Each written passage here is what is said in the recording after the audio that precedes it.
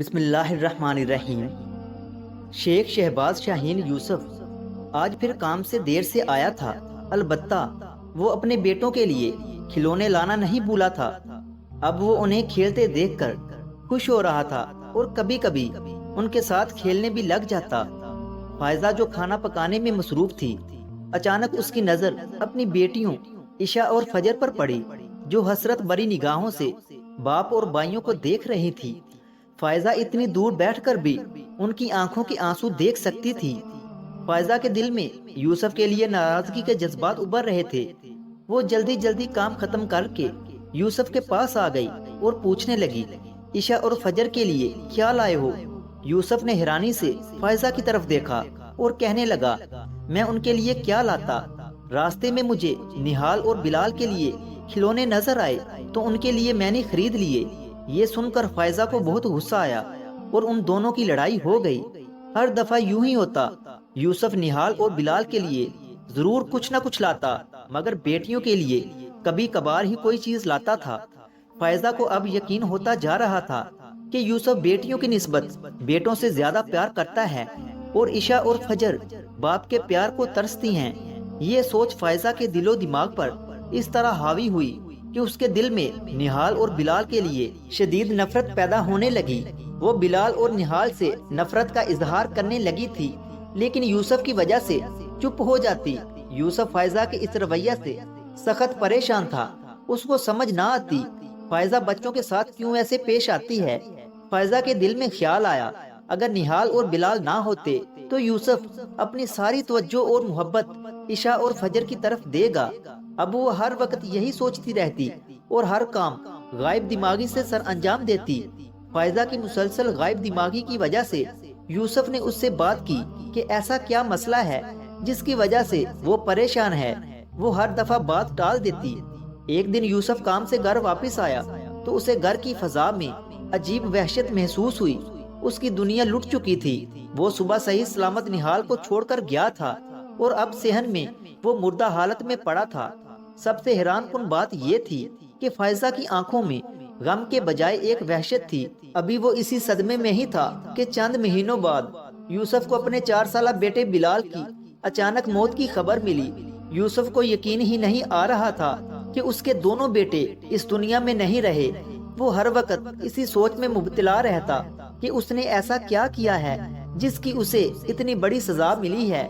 اسے کبھی کبھی اپنی بیوی پر شک ہوتا، شاید بیٹوں کی موت میں اس کا کوئی ہاتھ ہے، لیکن وہ یہ سوچتا کہ کوئی ماں کبھی اپنے بچوں کو قتل نہیں کر سکتی۔ فائزہ کو ہر وقت اپنا سانس گھٹتا ہوا محسوس ہوتا۔ اسے لگتا کہ اس کے بچے اسے بلا رہے ہیں۔ وہ رات کو اٹھ کر چیخیں مارتی۔ فائزہ کو اپنے بچوں کی روح نظر آتی۔ یوسف پہلے سمجھا کہ شاید یہ ابھی تک صدمے میں ہے۔ وہ اسے پیار سے سمجھاتا، لیکن فائزہ پر کسی چیز کا کوئی اثر نہ ہوتا۔ فائزہ کی حالت دن بہ دن بگڑتی جا رہی تھی۔ یوسف نے کافی علاج کروایا لیکن بے سود رہا۔ یوسف نے کچھ عرصے کے لیے گھر سے کہیں دور جانے کا پروگرام بنا لیا تاکہ فائزہ کو جلد از جلد اس صدمے سے باہر نکالا جا سکے، لیکن فائزہ کی صحت پر کوئی خاطر خواہ اثر نہ ہوا۔ ایک روز فائزہ گہری سوچوں میں گم تھی۔ یوسف کافی دیر سے اسے نارمل کرنے کی کوشش کر رہا تھا۔ اچانک وہ پوچھنے لگی، کیا تم اپنے بیٹوں سے بہت پیار کرتے تھے؟ ہاں، میں اپنے بچوں سے بہت پیار کرتا ہوں، مگر تم یہ کیوں پوچھ رہی ہو؟ اگر تمہیں پتہ چلے کہ تمہارے بچوں کو کس نے قتل کیا ہے تو تم کیا کرو گے؟ میں 1 منٹ بھی نہیں سوچوں گا اور ویسے ہی اس کا قتل کر دوں گا جیسے اس نے میرے بچوں کا قتل کیا ہے۔ اس روز کے بعد فائزہ مزید ذہنی دباؤ کا شکار ہو گئی۔ اب وہ ہذیانی کیفیت میں اپنے بیٹوں کو یاد کرتے ہوئے ایسی باتیں کرتی جن سے یوسف کے دل میں پھر شک پیدا ہونے لگا۔ ایک دن یوسف معمول سے جلدی گھر آ گیا۔ فائزہ ایک اونچے ٹیلے پر بیٹھی ادھر ادھر دیکھ رہی تھی کہ اچانک اس کی نظر عشاء اور فجر پر پڑی، جو اپنے باپ کے ساتھ کھیلنے میں مصروف تھی۔ یہ دیکھ کر فائزہ کو خوشی محسوس ہوئی، ساتھ ہی ساتھ اسے اپنے بیٹوں کی شدید کمی بھی محسوس ہوئی۔ اسے ہر جگہ نہال اور بلال کی آوازیں اور شعلے نظر آنے لگے۔ اسے اپنا دماغ پھٹتا ہوا محسوس ہوا۔ اس کا سانس بند ہونے لگا۔ یوسف کی نظر اچانک فائزہ پر پڑی۔ اس کی بگڑتی حالت دیکھ کر یوسف اس کی طرف لپکا، لیکن فائزہ کے الفاظ نے اس کے قدم جما دیے۔ میں نے اپنے بچوں کو مار ڈالا، قتل کر دیا میں نے اپنے بیٹوں کو۔ یوسف نے نفرت بری نگاہ فائزہ پر ڈالی اور پوچھا، تم یہ سب کیسے کر سکتی ہو؟ تم نے اپنے ہاتھوں سے ہی اپنے بچوں کو مار دیا۔ تم کیسی ماں ہو؟ تم تو ماں کہلانے کے بھی لائق نہیں ہو۔ کوئی ماں اس حد تک ظالم نہیں ہوتی۔ تم نے ایسا کیوں کیا؟ یہ سب کچھ میں نے اپنی بیٹیوں کے لیے کیا ہے۔ تم ہر وقت نہال اور بلال سے پیار کرتے تھے، عشاء اور فجر کی تمہیں کوئی پرواہ نہ تھی۔ یہ سن کر یوسف مزید آگ بگولا ہو گیا۔ جیسے میرے لیے نہال اور بلال تھے، ویسے ہی عشاء اور فجر تھیں۔ فرق میں نے نہیں کیا، فرق تمہاری سوچ میں تھا۔ تم ایک نفسیاتی مریضہ بن چکی ہو۔ میں اور میری بیٹیاں اب مزید تمہارے ساتھ نہیں رہ سکیں گی۔